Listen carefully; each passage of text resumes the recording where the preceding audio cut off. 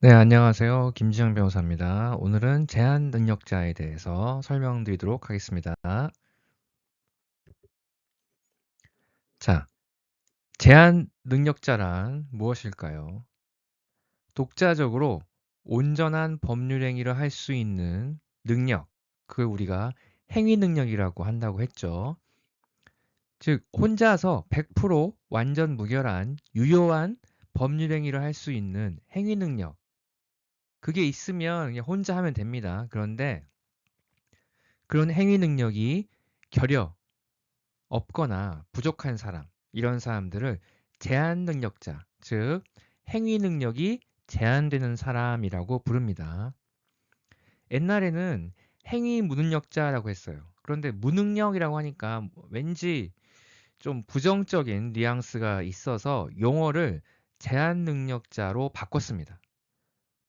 뭐 엎어치나 매치나 같긴 한데 어쨌든 제한 능력자는 옛날로 치면 행위 무능력자, 그래서 행위 능력이 제한되는 사람을 우리가 제한 능력자라고 합니다. 그래서 민법상 제한 능력자는요, 미성년자, 피성년 후견인, 피한정 후견인이 있습니다.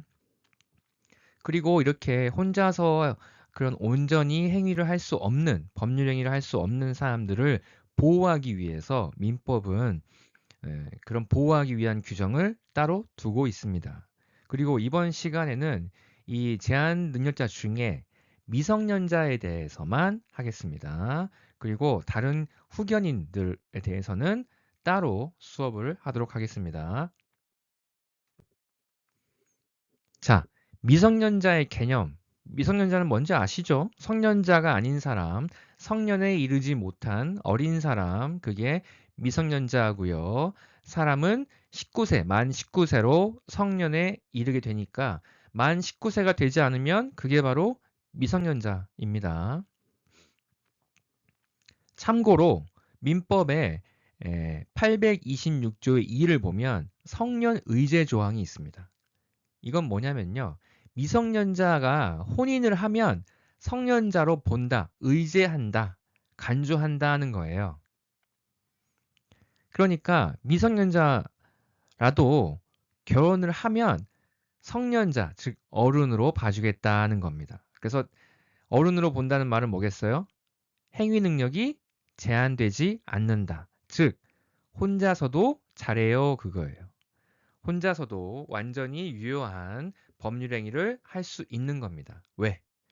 결혼을 하면 이제 한 가족의 이제 구성원으로서, 가장으로서 어쨌든 어, 결혼 생활을, 혼인 생활을 해 나가야 되는데 미성년자 취급을 해서 뭐 행위 능력도 제한되고 혼자서 아무것도 못 하고 그럼 되겠어요? 안 되겠죠. 그래서 결혼을 하면 어른으로 봐주는 겁니다. 근데 여기서 주의할 점은 결혼을 하면, 혼인을 하면 성년으로 의제, 봐주는 이 규정이 모든 분야에서 다 그런 건 아니고요. 민사, 민법 분야에서만 그런 겁니다. 즉, 모든 다른 분야, 공법상으로도 성년이냐? 그건 아니에요. 예를 들어서 선거권, 선거권 같은 경우는 이제 선거 관련 규정에 연령 표시가 되어 있습니다. 그 연령에 이른 자만이 선거권이 있는 거고요. 어, 연령에 이르지 못하면 선거권이 없습니다. 그런데 미성년자인데 혼인을 했으니까 성년자다. 그래서 선거권도 자동으로 인정되느냐? 그건 아니라는 거예요. 아닙니다.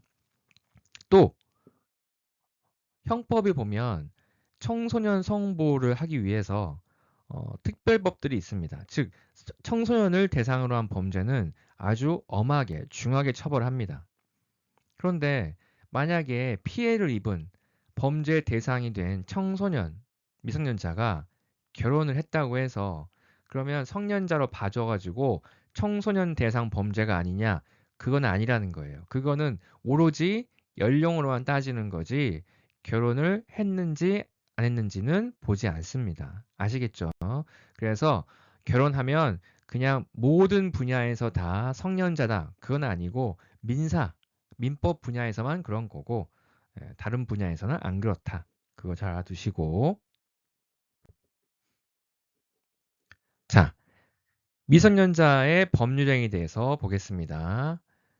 원칙은 법정 대리인의 동의가 필요합니다. 민법 제5조를 보시면 미성년자의 능력이라고 해서 미성년자가 법률 행위를 하면은 법정 대리인의 동의를 얻어야 한다라고 되어 있습니다. 즉, 미성년자는 법률 행위를 혼자서는 할 수 없고 누구의 동의가 필요해요? 법정 대리인의 동의가 필요한 겁니다. 동의를 얻어서 해야지만 그 법률 행위가 문제없이 완전히 유효한 그런 법률 행위가 될 수가 있습니다. 이렇게 법정 대리인 동의를 얻도록 한 이유가 뭘까요? 쉽게 설명을 드리면 미성년자들은 아직 어때요? 보호가 필요하죠. 사리분별을 잘 못한단 말이에요. 그래서 여기저기 가가지고 사고 치면 안 되잖아요. 그래서 뭘 하려면 법정 대리인 동의를 받아서 해라. 어른한테 물어보고 어른이 부모님이 그거 나쁘지 않네 해라라고 동의를 해주면 그러면 그때 해라. 관리 감독을 받아서 해라. 그런 의미입니다. 아시겠죠? 이런 규정을 둔 이유는 결국 미성년자를 보호하기 위한 거예요. 그런데 단서를 보시면 그러나 권리만을 얻거나 의무만을 면하는 행위는 그러하지 아니하다로 돼 있죠. 즉 권리만 얻고 의무를 면하는 거. 이건 뭐예요? 미성년자에게 나쁠 게 하나도 없죠. 그렇잖아요. 권리만 얻고 의무는 없어. 혹은 의무가 있었는데 그걸 면제해줘. 그러면 나쁠 게 하나도 없잖아요. 즉 미성년자를 보호해줄 필요가 없죠. 나쁠 게 없으니까. 그쵸? 좋으면 좋았지 나쁠 게 없어요. 그럼 이럴 때는 법정 대리인의 동의가 필요가 없다는 거예요. 관리가 필요 없는 거죠. 이때는. 왜? 미성년자에게 해가 될 게 없으니까. 아시겠죠? 자, 이 항을 보시면 전항의 규정에 위반한 행위는 취소할 수 있다라고 되어 있는데 이 말은 뭐냐면 자, 전항이라는 거는 바로 앞에 있는 항을 말합니다. 그럼 앞에 있는 항은 뭐라고 써 있어요? 미성년자가 법률 행위를 하려면 뭐가 필요하다? 법정 대리인의 동의를 얻어야 한다. 그런데 이걸 위반했다라는 말은 뭐예요? 법정 대리인의 동의를 얻지 않았다는 거죠. 즉 미성년자가 법률 행위를 하는데 법정 대리인의 동의를 얻지 않고 했다는 거예요. 그럴 때 어떻게 할 수 있다? 취소할 수 있다는 겁니다. 자, 이거를 잘 이해하셔야 돼요. 제5조 1항에 미성년자가 법률 행위를 하면은 법정 대리인의 동의를 얻어야 한다라고 되어 있단 말이에요. 그래서 어떻게 생각할 수 있냐면 법정 대리인의 동의가 없으면 아무것도 못 한다라고 이해할 수 있어요.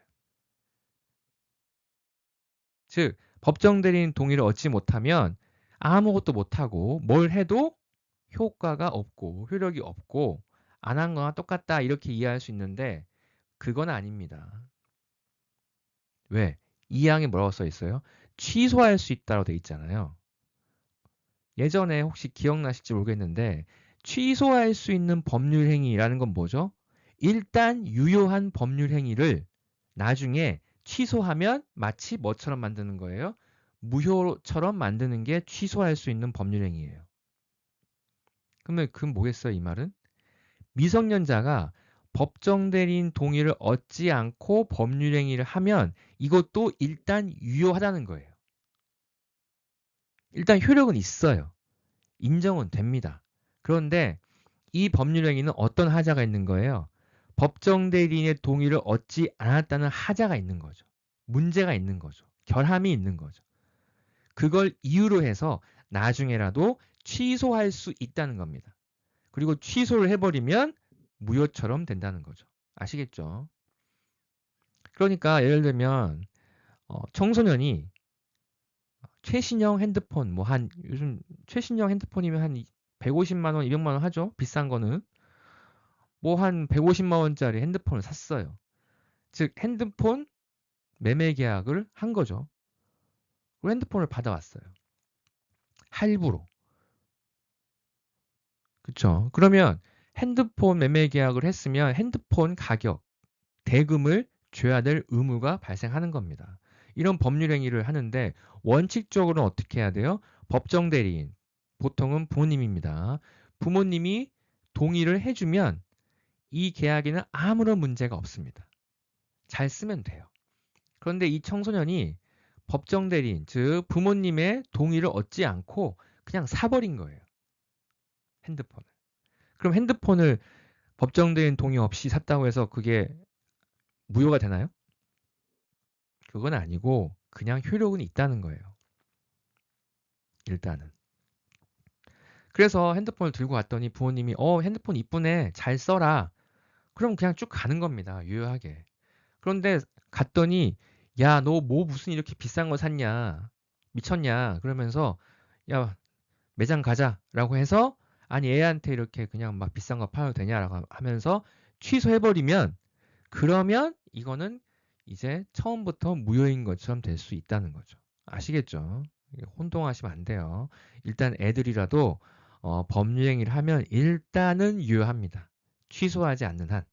그런데 나중에라도 이제 취소를 하게 되면 그때는 이제 무효처럼 될 수 있다. 그렇게 이해하시면 됩니다.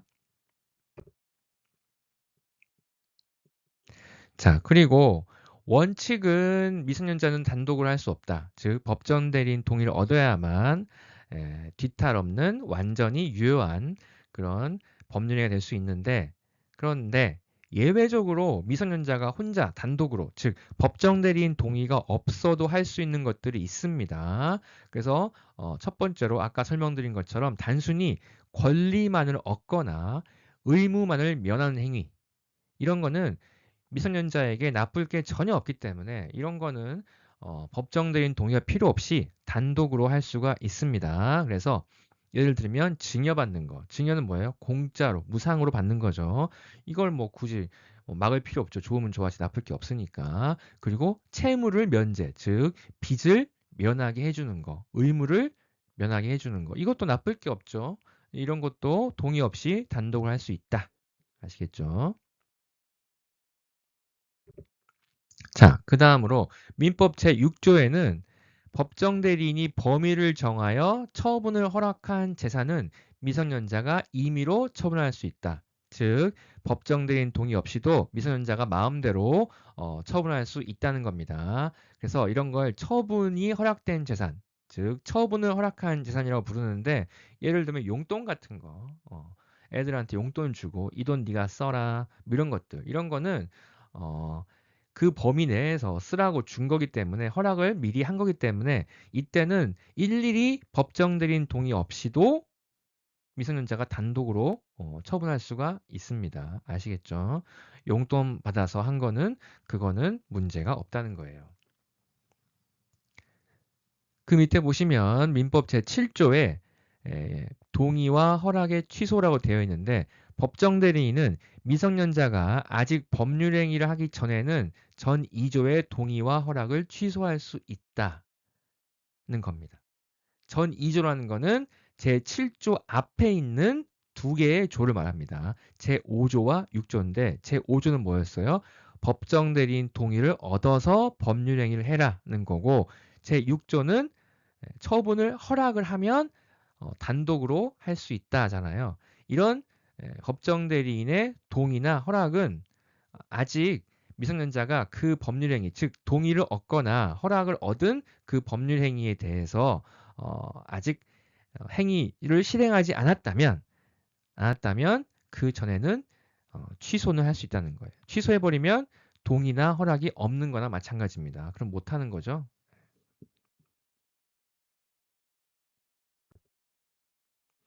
자, 그리고 민법 제8조를 보면 영업의 허락이라는 게 있습니다. 즉, 허락된 특정한 영업 행위에 관해서는 미성년자가 단독으로 할 수가 있어요. 일일이 법정 대리인 동의를 얻을 필요가 없다는 겁니다. 그래서 8조 1항을 보시면 미성년자가 법정 대리인으로부터 허락을 얻은 특정한 영업이라는 거는 영리를 취득할 수 있는 업무를 말하죠. 쉽게 얘기하면 장사죠, 장사.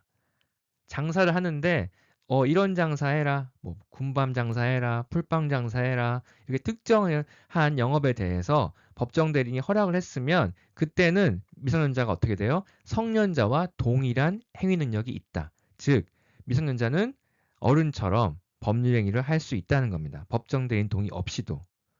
아시겠죠? 그래서 법정 대리인이 미리 이렇게 사전에 이런 장사 해도 된다라고 허락을 했다면 그 범위 내에서는 마치 어른처럼 아무런 문제 없이 법률 행위를 할 수 있다는 겁니다.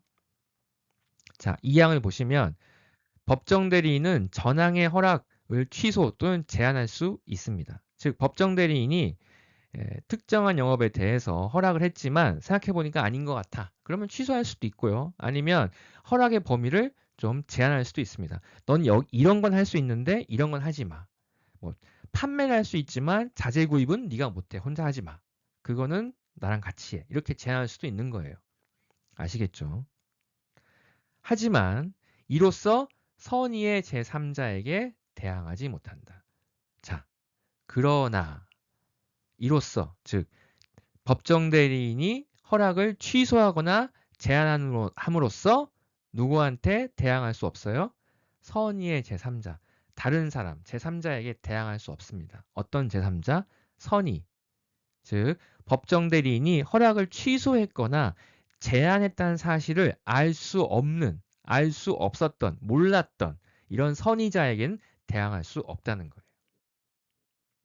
아시겠죠? 왜냐면 이거는 법정 대리인이 미성년자에게 영업을 허락을 하고 그 허락한 그런 영업의 허락을 취소하거나 제한하는 사정은 외부 사람은 잘 모를 수도 있어요. 잘 모를 수도 있는데 나중에 법정 대리인이 갑자기 나타나서 그거 내가 원래는 허락을 했었는데 나중에 취소했어요. 라던가 나는 여기까지만 허락하고 이거는 허락한 게 아니에요. 이렇게 하면서 제3자에게 따지기 시작하면 그런 사정을 전혀 몰랐던 제3자는 어떻겠어요? 아니 허락받고 한다고 해서 거래했는데 갑자기 뭔 소리냐 이럴 거 아니에요. 그쵸? 이럴 때는 선의의 제3자를 보호할 필요가 있는 거죠. 그래서 따로 이런 규정을 둔 겁니다. 아시겠죠? 자, 그런데 다른 법률 규정에서도 이런 유사한 단서 규정들이 좀 있습니다. 즉, 선의의 제3자에게 그런 사정들을 전혀 몰랐던, 알 수 없었던 그런 제3자는 보호할 필요가 있으니까 그런 3자에게는 대항하지 못한다. 이런 규정들이 나오는데 이런 규정이 있어야만 보호되는 겁니다. 그게 중요해요. 이게 법 공부를 하다 보면요. 선의의 제3자 보호 규정들이 자주 나와요. 나중에 이제 의사표시할 때도 이제 언급을 하겠지만 자꾸 나오다 보니까 사람이 어떤 착각을 하냐면 선의의 제3자는 보호해 주나 보다라고 생각합니다. 근데 그게 아닙니다. 그게 아니에요. 선의의 제3자가 항상 보호되는 게 아니에요. 오히려 반대로 보호가 원칙적으로는 안 되기 때문에 보호해 주기 위해서 따로 이런 명문 규정을 만든 겁니다. 그렇게 이해해야 돼요. 원칙적으로는 보호되는 상황이 아니기 때문에 보호해 주기 위해서는 별도로 보호 규정을 만들어 둘 필요가 있다라고 해서 넣은 규정이다라고 생각하셔야 됩니다. 즉 미성년자 관련 규정은 큰 흐름이 뭐냐면 어쨌든 거래의 안전을 희생하고 다른 사람에게 피해를 주더라도 미성년자를 보호해 주자가 취지입니다. 그래서 미성년자가 법정 들인 동의 없이 하거나 그러면 다 취소할 게 만들어 버리는 거예요. 그럼 상대방 거래한 사람은 황당하죠. 근데 어쩔 수가 없는 거예요. 왜? 미성년자를 보호해야 되니까. 그런 겁니다. 이때도 마찬가지입니다. 원칙은 미성년자가 법정 대리인의 허락을 받아서 영업을 하면 그냥 문제 없어요. 그런데 만약에 법정 대리인이 나중에 그 허락을 취소하거나 제한을 하면 그 효과는 인정이 되는 겁니다. 왜? 미성년자를 보호하기 위해서. 그래서 제3자와 거래하더라도 그 거래한 제3자는 보호가 안 돼요. 미성년자의 보호가 우선이니까. 그런데 억울한 경우가 있겠죠. 이렇게 법정 대리인의 허락의 취소나 제한을 몰랐던 이런 거래한 제3자가 얼마나 억울하겠어요. 아니, 내가 그걸 어떻게 알아? 그런 거예요. 그때도 원칙을 준수하면 좀 억울하니까 그럼 어쩔 수 없이 보호해줘야 되니까 따로 규정을 만든 겁니다. 아시겠죠? 그럼 반대로 얘기하면 이 규정이 없다면 보호가 안 되는 겁니다. 무조건 미성년자를 보호하기 위해서 거래 안전이고 뭐고 없는 거예요. 제3자 보호 그런 거 필요 없어 하는 거예요. 하지만 억울한 상황이 생기니까 이렇게 따로 규정을 만들었다. 이렇게 이해하셔야 됩니다. 아시겠죠? 서언니의 제3자를 반드시 보호해줄 필요가 있으니까 법에도 이렇게 나와 있다. 이게 아니에요. 비슷하지만 의미가 다른 겁니다. 원칙으로 가면 보호가 안 되니까 이런 규정을 만들었다. 이렇게 이해하셔야 돼요. 아시겠죠?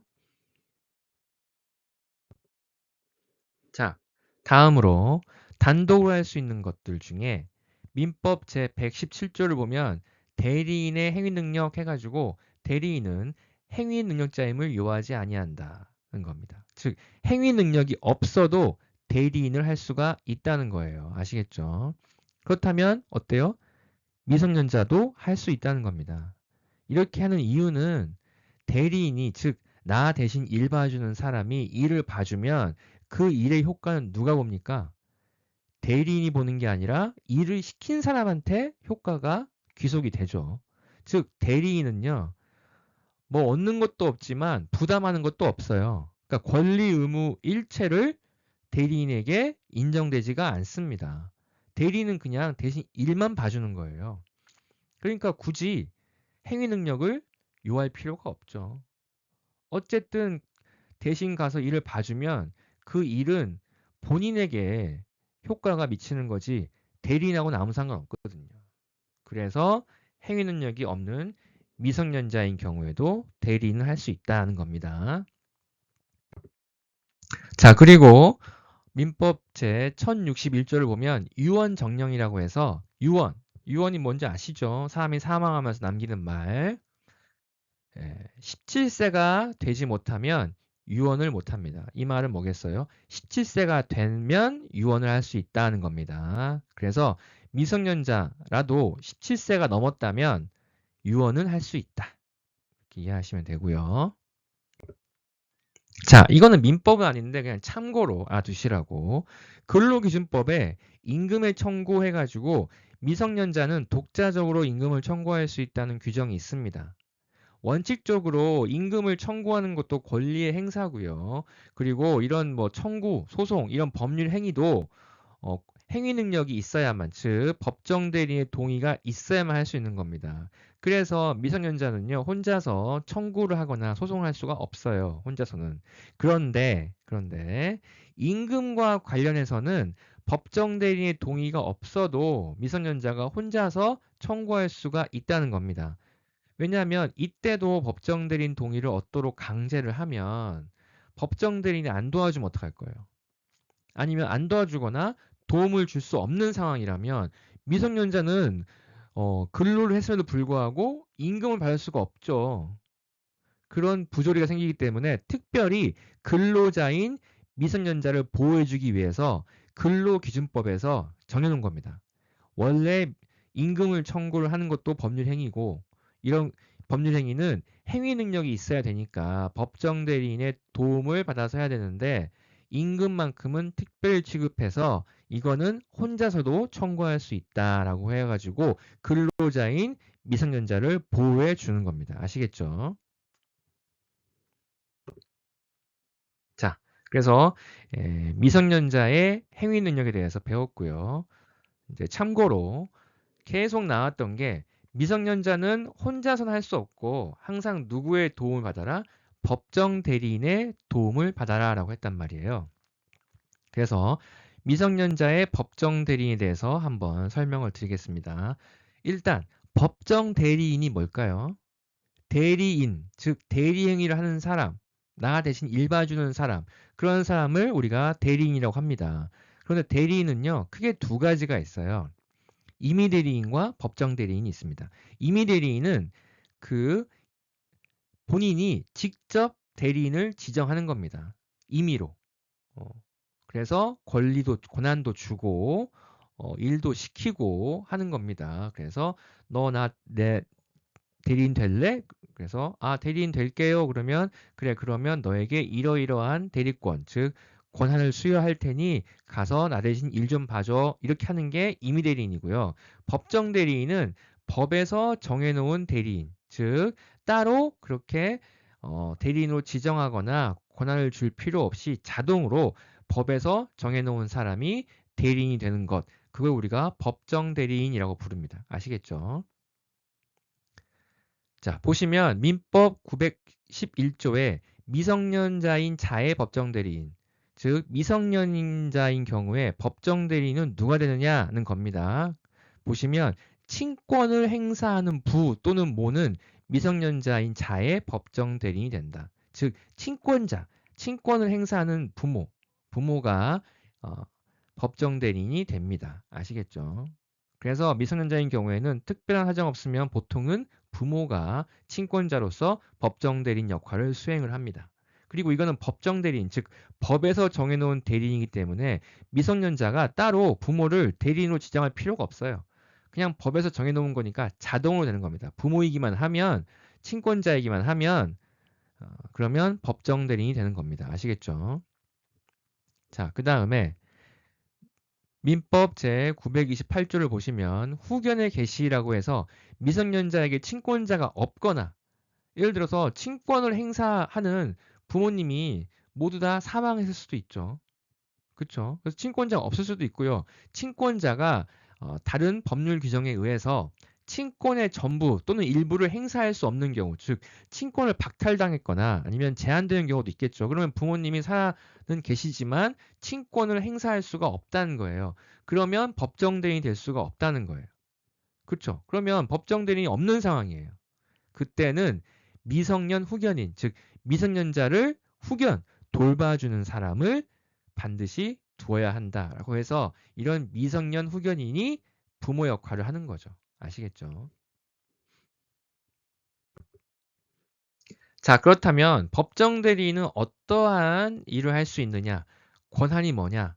자, 첫 번째로 미성년자의 법률 행위에 대한 동의권. 아까 설명드렸죠. 제5조에서 미성년자는 누구의 동의를 얻어야 한다? 법정 대리인의 동의를 얻어서 뭘 해라? 법률 행위를 해라. 그러니까 동의권이 있습니다. 자, 그리고 2항에 제5조 2항에 만약에 법정 대리인 동의 없이 법률 행위를 하면 어떻게 할 수 있다? 취소할 수 있다라고 했죠. 취소할 수 있다.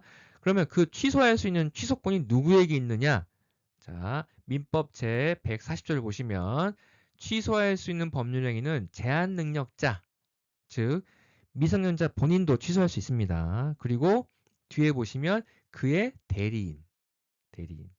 이 대리인에는 법정 대리인도 포함이 되죠. 그래서 법정 대리인도 취소할 수가 있다는 겁니다. 동의가 없었다 이러면서 아시겠죠? 그래서 종합해서 말씀을 드리면 미성년자가 법정 대리인의 동의 없이 법률 행위를 하면 제한 능력자인 미성년자 본인도 취소할 수 있고요.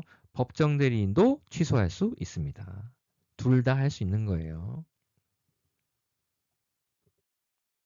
자, 그리고 법정 대리인이기 때문에 대리도 할 수 있습니다. 그래서 민법 제920조를 보시면 법정 대리인인 친권자, 부모는 자의 재산에 관한 법률 행위에 대하여 그 자를 대리한다. 즉, 자녀에게 재산이 있어요. 돈이 있어요. 그러면 그런 재산과 관련된 법률 행위를 할 때는 그 자녀를 대리해서 한다는 거예요. 뭐 계약도 체결하고 할 수 있다는 겁니다. 그래서 이렇게 재산에 관한 법률행위 대리권이 있습니다. 법정 대리인은. 아시겠죠? 물론 이게 모든 영역에서 다 인정되는 거 아니고 제한되는 부분이 있습니다. 그 뒤에 보시면 그러나 그 자의 행위를 목적으로 하는 채무를 부담하는 경우, 즉 법률 행위를 대리할 수는 있는데 그 법률 행위를 함으로써 자녀에게 어떤 의무, 부담, 채무가 발생한다. 이때는 미성년자 본인의 동의를 얻어서 해라 그겁니다. 동의도 없이 막 해버리지 말라는 거예요. 그러니까 대리한다는 얘기는 어디까지나 원래는 미성년자가 해야 되는 행위인데 혼자서 할 수가 없기 때문에 동의를 얻어서 하거나 아니면 재산 관련된 거라면 법정 대리인 부모가 대신 대리해서 계약도 해버릴 수 있다는 거예요. 그런데 그 계약은 어디까지나 대리로 하는 계약이니까 그 계약의 명의는 누구겠어요? 자녀겠죠, 자녀. 자녀가 명의자란 말이에요. 그러면 그 계약을 하게 되면 자녀가 계약의 당사자로서 의무나 채무를 부담할 수가 있어요. 이때는 뭘 어떻게 해라? 그 미성년자 본인의 동의를 얻어서 해라라는 겁니다. 아시겠죠? 예를 들면 미성년자인 자에게 어떤 땅이 있습니다. 이 땅을 이제 매매, 즉 다른 사람한테 팔 거란 말이에요. 그죠? 파는데 그 매매 계약이라는 법률 행위도 어쨌든 법률 행위이기 때문에 매매라는 것도 미성년자가 혼자 할 수가 없죠. 그럼 어떻게 해야 돼요? 법정 대리인 동의를 얻어서 하거나 아니면 재산과 관련된 거기 때문에 법정 대리인이 대신할 수가 있습니다. 그런데 대리해서 계약을 하잖아요. 그러면 그 계약과 관련해서 땅 주인인 자녀에게 어떤 의무, 채무가 발생할 수도 있어요. 그러면 그때는 반드시 어떻게 해라? 미성년자 본인의 동의를 얻어서 해야 된다는 겁니다. 부모가 마음대로 하지 말고. 아시겠죠? 자, 그리고 이런 대리권의 제한에 대해서 몇 가지 설명을 드리겠습니다. 대리권이 무한정 인정되는 건 아닙니다. 그래서 부모가 친권자로서 법정 대리인이다. 즉 모, 엄마, 아빠가 모두 다 친권을 행사하는 부모로서 법정 대리인의 지위가 인정되는 경우에는 단독으로 대리하는 게 아니라 어떻게 해라? 공동으로 대리해라. 같이 해라라는 거예요. 같이. 따로따로 하지 말고 같이 대리해라. 이런 제한이 있고요. 그러니까 혼자서는 대리할 수 없다는 겁니다. 어쨌든 공동으로 같이 해라라는 거고요. 그 다음으로 친권자와 그 자 간 또는 수인의 자 간의 이해상반 행위인 경우에는 특별 대리인을 선임해라 라는 경우가 있습니다. 이게 무슨 말이냐면 어떤 법률 행위를 하는데 그 법률 행위에 있어서 친권자와 그 미성년자인 자녀 사이에 이해상반, 즉 이해가 충돌할 수가 있다는 거예요. 그런데 이때 만약에 친권자가 자녀를 대리해서 마음대로 해버리면 이해충돌 상황인데도 어떻게 하겠어요? 친권자에게 일방적으로 유리하게 할 수가 있다는 거예요. 그럼 그 자녀에게 불리하겠죠. 그러면 그 자녀를 이 친권자가 대리하도록 허용해야겠어요? 허용하면 안 되겠죠.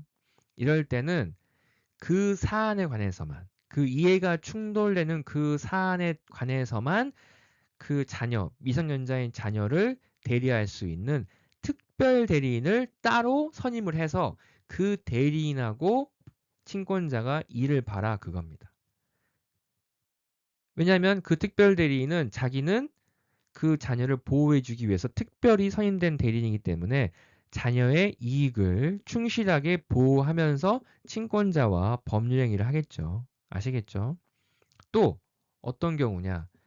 친권자와 그 자녀 사이에 이해가 충돌하는 상황은 아니지만 어떤 상황이냐면 이 자녀가 여러 명인 거예요.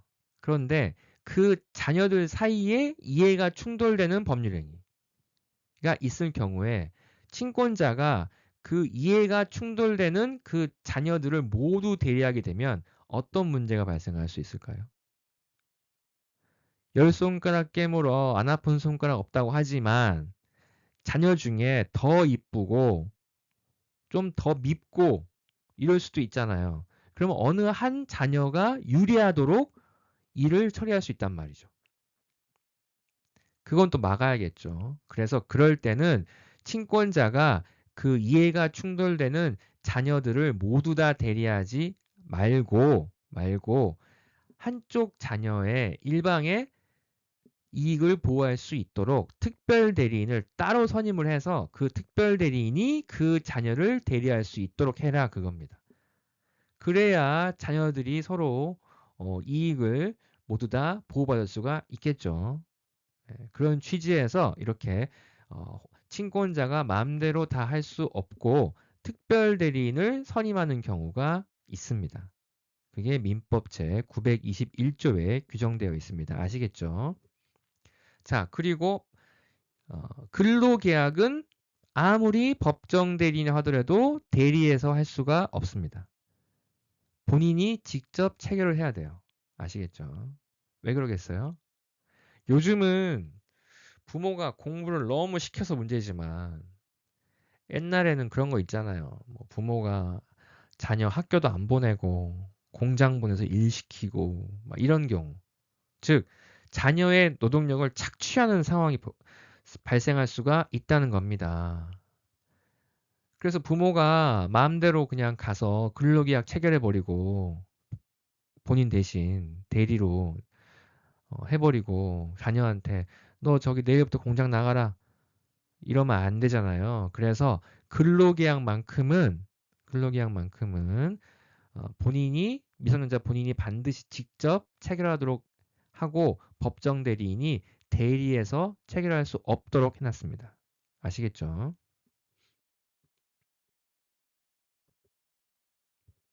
자, 지금까지 미성년자를 보호하기 위한 갖가지 제도들을 배웠는데 그런데 미성년자 제도를 둔 이유가 아까도 말씀드렸지만 미성년자를 보호하기 위해서 거래 안전을 희생시키더라도 거래 상대방을 어, 희생시키고 보호를 안 하더라도 어쨌든 이 부족한 미성년자를 보호해주자 그런 취지에서 만든 규정들이라고 했죠. 그런데 아무리 그래도 거래 상대방도 어느 정도 보호할 필요가 있겠죠. 그런데 그냥 보호를 그냥 무작정 할 수는 없기 때문에 원칙적으로 미성년자를 보호해야 된다는 그런 민법의 큰 뜻이 있고 그렇다면 특별히 규정을 따로 만들어서 그래도 이런 경우에는 거래 상대방도 우리가 이 정도는 보호해주자라고 규정을 따로 만든 겁니다. 아시겠죠? 지금부터 말씀드리는 게 그런 내용들이에요. 자, 보시면 제한 능력자의 상대방의 확답을 촉구할 권리. 보시면 제한 능력자, 그러니까 미성년자의 상대방, 거래 상대방은 제한 능력자가 된 후에 미성년자인 경우는 어떻겠어요? 성년자가 된 후겠죠. 성년자가 된 후에 그에게 1개월 이상의 기간을 정하여 취소할 수 있는 행위를 추인할 것인지 여부에 확답을 촉구할 수 있다. 즉 미성년자는 이제 법률 행위를 취소할 수가 있잖아요. 법정대리인 동의가 없었다면. 그렇죠? 법정대리인 동의가 없이 미성년자가 법률 행위를 했어요. 그러면 그건 취소할 수가 있잖아요. 그럼 거래 상대방은 얼마나 불안하겠어요. 제가 취소하면 어떡하지? 그럴 거 아니에요. 이럴 때 만약에 그 미성년자가 성년자, 즉 성인이 되었다라고 하면 성년자가 된 그 아이에게 빨리 대답을 해라 그거죠. 추인할 거냐? 즉 취소할 수 있는 행위의 추인이라는 건 제가 이전 시간에 설명을 잠깐 드렸죠. 뭐예요? 취소할 수 있는 행위의 추인이라는 거는 내가 이걸 취소할 수도 있고 추인할 수도 있다. 그런데 내가 이걸 취소하지 않고 완전히 유효한 행위, 아무런 하자가 없는 행위로 내가 인정하겠다. 효력을 인정하겠다. 앞으로 취소할 일 없을 거야 라고 얘기하는 게 취소할 수 있는 행위의 추인이라고 했죠. 결국 이건 뭐겠어요? 상대방이 이제 미성년자가 성년자가 되면 물어보는 겁니다. 너 추인할 거야 말 거야? 이렇게 확답해라. 이렇게 요구할 수가 있다는 겁니다. 그러면 그 확답에 따라서 법률 행위를 진행하면 되겠죠. 아시겠죠? 그리고 능력자로 된 사람이 그 기간이라는 게 뭐예요? 언제까지 확답을 주세요. 그 기간이죠. 그 기간 내에 확답을 발송하지 않으면, 추인할지 말지에 대해서 말을 하지 않으면 어떻게 본다? 그냥 추인한 걸로 보는 거예요. 아시겠죠? 추인한 것을 본다. 그 말은 뭐겠어요? 취소할 수 있는 행위를 추인한 것으로 봐서 이젠 더 이상 취소할 수가 없다는 겁니다. 아시겠죠? 그러면 법률 관계가 좀 안정이 되겠죠. 자, 그 다음에 2항을 보시면 제한 능력자가 아직 능력자가 되지 못한 경우 1항은 뭐였어요? 제한 능력자, 즉 미성년자가 성년자가 되면 성년자인 된 그 아이에게 확답을 촉구할 수 있는 거고 2항은 아직 성년이 안 된 경우예요. 이때는 어떻게 할 수 있다? 법정 대리인한테 이걸 물어볼 수 있다는 거예요. 부모한테. 이거 추인할 거예요, 말 거예요? 답을 주세요. 이렇게.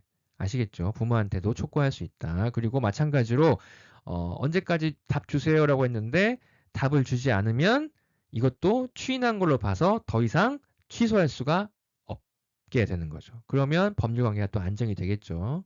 사망을 보시면 만약에 이렇게 확답을 촉구하는데 특별한 절차가 필요하다. 그런데 만약에 그 기간 내에 그 절차를 밟은 확답을 발송하지 아니하였다면 이거는 추인한 것을 보는 게 아니라 취소한 걸로 보는 겁니다. 그러니까 이게 무슨 말이냐면 1항과 2항 같은 경우에는 그 성년자가 된 미성년자 혹은 아직 성년자가 되지 않은 미성년자의 법정 대리인에게 빨리 답을 주세요. 추인할 거예요, 말 거예요. 답을 주세요. 언제까지 주세요라고 했을 때 그 기간 안에 답을 안 주면 추인, 즉 앞으로 취소 안 할 거다. 이렇게 보고 법률 관계 안정을 시키는데 만약에 이렇게 추인을 하거나 추인을 할 때 그냥 말로만 추인할게요가 아니고 특별히 다른 법적인 절차가 필요한 거예요. 그런데 만약에 그 기간 내에 그런 절차를 안 밟았어요. 미성년자 쪽에서. 그 말은 뭐겠어요? 추인할 생각이 없다는 말이겠죠. 그래서 이때는 추인한 걸로 보는 게 아니라 뭘로 본다? 취소한 것으로 본다는 거예요. 오히려 반대로. 아시겠죠? 그러니까 단순히 그냥 말로 당장이라도 추인하겠습니다. 이런 상황이라면 기간 내에 답을 안 주면 추인한 걸로 봐줍니다. 그런데 특별히 절차가 필요한 경우에는 그 기간 내에 절차를 밟지 않았다. 절차를 진행하지 않았다는 말은 결국 추인할 생각이 없다는 거예요. 그럼 이때도 추인한 것으로 본다. 그러면 안 되겠죠. 그래서 이때는 뭘로 본다? 추인이 아니라 추인할 생각이 없구나. 그럼 취소한 걸로 보고 취소를 딱 시켜버리고 거기에 따라서 법률 행위를 정리하면 되겠죠. 자, 그 다음으로 제한 능력자 상대방의 철회권과 거절권이 있는데 자, 제한 능력자가 맺은 계약은 추인은 이렇게 설명드렸으니까 추인을 하기 전까지는 상대방이 그 의사표시를 거두어 드릴 수가 있다는 겁니다. 이거 법률행위 없던 걸로 합시다. 이렇게 아시겠죠? 그런데 만약에 상대방이 그 계약을 할 때부터 제한 능력자, 즉 미성년자임을 알았다라면 그때는 일방적으로 철회할 수 없습니다. 알면서 했기 때문에. 아시겠죠? 자, 그 다음에 2항을 보시면 제한 능력자의 단독 행위는 추인이 있을 때까지 상대방이 거절할 수 있다. 단독 행위는 뭐냐면요. 자, 단독으로 혼자서 해도 법적 효과가 발생하고 상대방의 동의나 의사표시가 필요 없는 경우 그런 걸 우리가 단독 행위라고 합니다. 원래 원칙적으로 법률행위나 계약, 거래는 원칙은 뭐겠어요? 당사자들이 모두 의사가 합치해야만 효과가 발생하는 게 일반적입니다. 그런데 그렇지 않고 어느 당사자 일방의 의사표시, 법률 행위만으로도 효력이 발생하고 상대방의 동의가 필요 없는 경우 그런 걸 우리가 단독행위라고 해요. 이때는 철회가 아니라 뭐다? 거절할 수 있다. 아시겠죠? 거절할 수 있다. 그리고 사망을 보시면 이런 철회나 거절은 그 법정 대리인이 아니라 제한 능력자 본인, 즉 미성년자한테도 할 수 있습니다. 그거 애한테 했으니까 무효 이런 거 없어요. 아이한테 얘기해도 된다 그겁니다. 아시겠죠? 자, 그리고 마지막으로 제17조에 제한 능력자의 속임수, 우리가 보통 사술이라고 하는데 이때도 상대방을 보호할 필요가 있다는 거예요. 그래서 만약에 제한 능력자가 속임수, 그러니까 사기를 쳐서 사술을 써서 거짓말을 해서 자기를 능력자로 믿게 한 경우, 그러니까 어른으로 믿게 해서 거기에 속아서 했다는 거예요. 상대방이. 어른인 줄 알고. 아시겠죠? 그런데 어른인 줄 알았는데 어른인 줄 알았던 이유가 뭐예요? 미성년자가 사기친 거죠. 사수를 쓴 거예요. 속임수를 쓴 거예요. 그런 경우에는 그때는 그 행위를 아무리 미성년자라고 하더라도 취소할 수가 없습니다. 여기서 주의할 거는 뭐냐면 상대방이 능력자로 믿고 했다고 해서 취소할 수 없는 게 아니에요. 능력자로 믿고 거래를 했는데 어느 때만 취소를 못하게 하느냐? 미성년자가 속임수, 적극적으로 거짓말을 하고 사기를 쳐서 상대방을 속인 거예요. 자기를 뭘로 믿도록?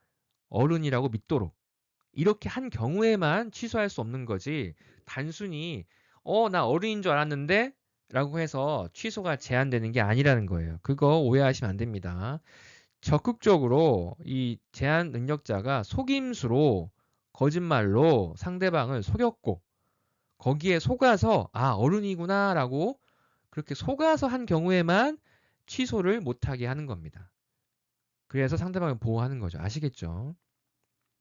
그리고 이 항을 보시면 자기를 능력자로 믿게 속인 경우도 그렇지만 어떨 때도 법정 대리인 동의가 없었는데 있는 걸로 믿게 한 경우 원래는 없는데 있는 걸로 속였을 경우에도 이때도 취소가 안 됩니다. 그래서 상대방이 보호되는 거죠. 아시겠죠? 자, 오늘은 미성년자 제도에 대해서 배웠습니다.